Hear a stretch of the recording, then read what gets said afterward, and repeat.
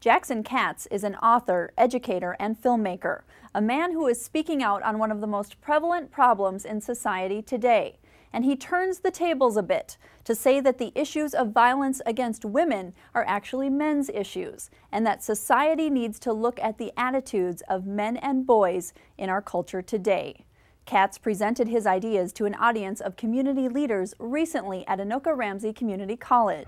In this month's People segment, we hear some of Jackson Katz's message.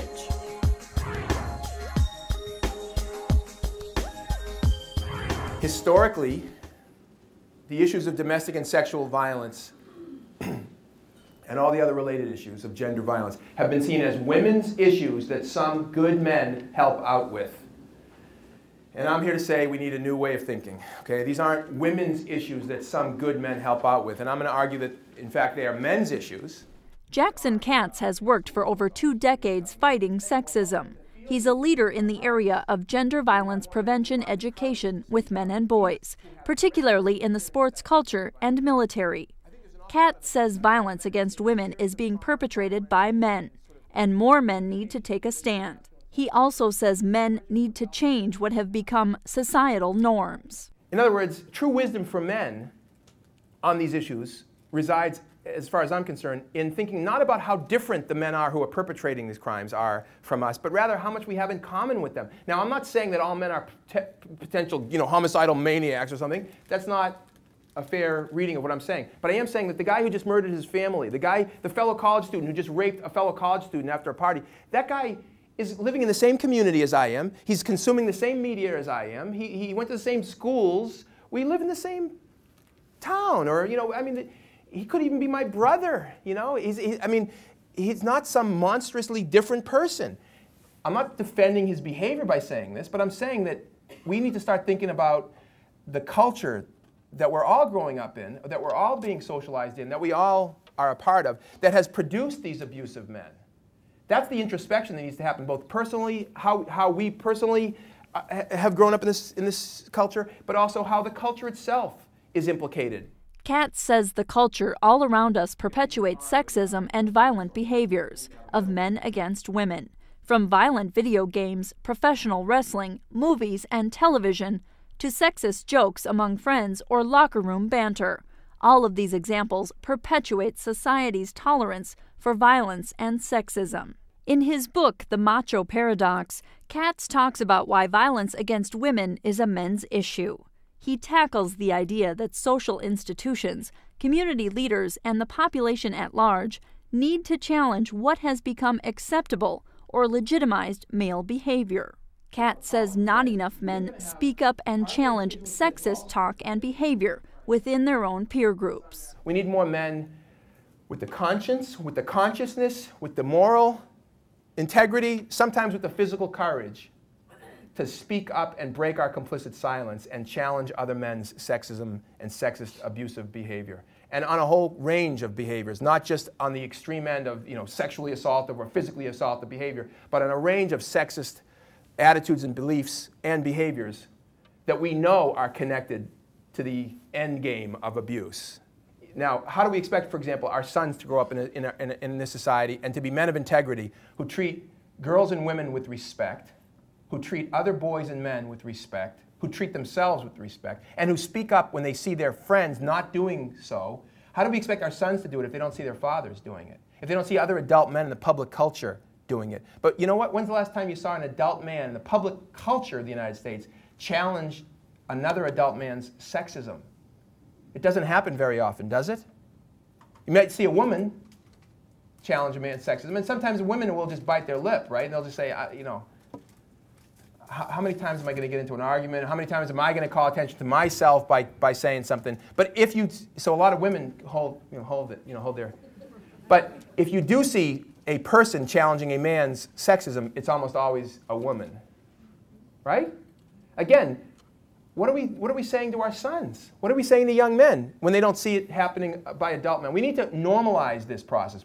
Boys need to be growing up in a culture where it's normal for them to see men standing with women, not against them, defending women when other men are attacking them. I don't mean just physically. Challenging other men when they're acting out in sexist ways and not just waiting for a woman to be the one to interrupt. Katz is passionate about leading societal change. It's why he brings his training sessions to college campuses and other institutions around the country. Katz instills the message that society socializes boys and girls differently, but it doesn't have to be that way.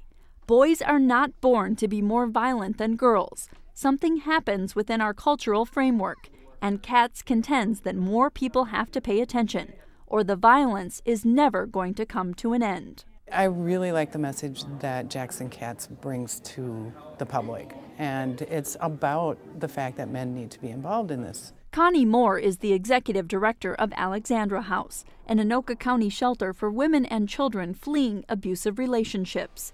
Moore says domestic violence is a community issue. And we've been saying this for a long time at Alexandra House, and it's interesting to me that when I go out and do speaking engagements, I always talk about that. I always say we need men involved, we need men coming to the shelter and volunteering and working with the kids that are in the shelter so that they can see a positive male role model. We need men out there speaking to other men saying this isn't okay.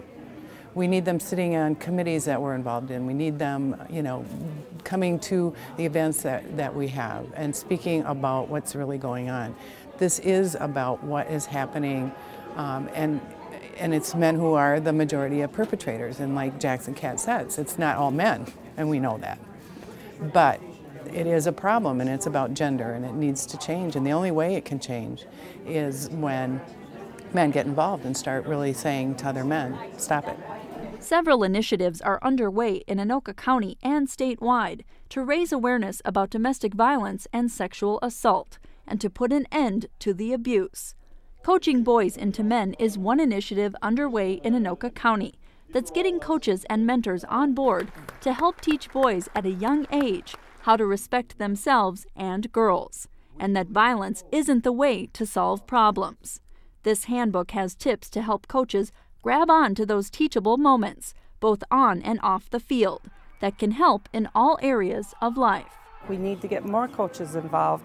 Last week I presented the handbook to 100 Little Leaguers at Centennial Lakes, and so we're starting there from age 5 on up to 17 of having coaches start thinking about how do I purposefully recognize those teachable moments with the children that I'm working with, to whom I'm a leader and someone that they look up to. So we have some examples, the men's action group, where people can get involved, and that synergy of different ideas, I think, is what's going to take us along. We can't pretend on the action team or anywhere to have all the answers. We need to get those from the community, and that is a public health approach, is that you look to the community to start developing the strategies with you so that they work for that particular community. At Anoka Ramsey Community College, a recent health survey showed 28% of female students reported being sexually assaulted during their lifetimes. 10% of males also reported abuse. And 24% of Anoka Ramsey students reported that they were the ones that were inflicting violence or assaulting someone else during their lifetimes. The numbers were startling to college administrators, proof that the issue of violence and sexual assault affects students. The college is committed to taking a stand on the issue. Administrators are applying for 2 grants, which would provide funding for violence prevention education for both faculty and incoming students. It would be the first widespread effort to create change, to break the cycle of abuse and provide education. I can talk all day at a student and about the need to, and I do. I have 2 kids, who are in that age group, and in one ear and out the other ear. But if they hear it from peers, if a member of the softball or baseball team, they're in the locker room and somebody makes a crude comment, rather than laughing along or buddying along with it, being able to step up and confront it and say, it's just not okay. Students who are at parties, most of our incidents here, we're not a residential campus, so most of it doesn't happen here. It happens in students' real lives. And so what we're hoping to do is give them the tools to be able to go back to that party where somebody is getting a friend drunk so they can take advantage of them, and say that's not okay. And using peer as prevention, you know, rather than going along or silently walking away. Can societal change really happen? And will more men challenge each other's sexism? It's something Jackson Katz and others say can happen, but it takes everyone working together. Older men challenging other men when deserved, and positive role modeling for young men and boys, both through actions and words. I believe it'll happen, and it starts with how we parent our kids today. What are the messages we're getting? This preschool person back here was, saying we've got to start early. We've got to look at the environment that our kids are growing up in. What are the messages that they are getting, and how can we turn that around? Several organizations are working to end domestic and sexual violence in our community. If you would like to volunteer or get involved, contact the Domestic Violence Council of Anoka County at 763-422-7047. For more information about Jackson Katz, go to jacksonkatz.com.